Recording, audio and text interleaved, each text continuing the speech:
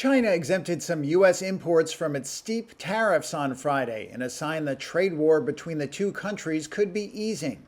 Business groups said China has allowed some U.S.-made pharmaceuticals to enter the country without paying the 125% duties that Beijing imposed earlier this month, in response to U.S. President Donald Trump's 145% tariffs on Chinese imports. Also, a list of 131 product categories said to be under consideration for exemptions was circulating among some businesses and trade groups, including vaccines, chemicals, and jet engines. Reuters cannot verify the list, and China has not yet communicated publicly on the issue. Trump's administration has in recent days signaled it is looking to de-escalate the confrontation between the world's two largest economies. And Trump himself told Time magazine that talks were taking place and that Chinese President Xi Jinping had called him. Trump was circumspect when asked about this on Friday as he headed to Rome for Pope Francis's funeral. You said you spoke with President Xi. Have you spoken to him since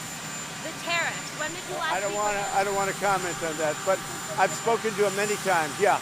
China denied that discussions were happening, with its embassy in Washington writing on social media that the U.S. should stop creating confusion. In addition to the steep tariffs on China, Trump has announced targeted tariffs on dozens of other countries, which he has suspended until July 9th. That has set off a scramble among U.S. trading partners to strike individual trade deals with Washington before the deadline. A tall order, given that past trade deals have typically taken years to negotiate. Trump said he expects conversations to take place on his trip to Rome. We're going to meet with a lot of the foreign leaders. They want to meet.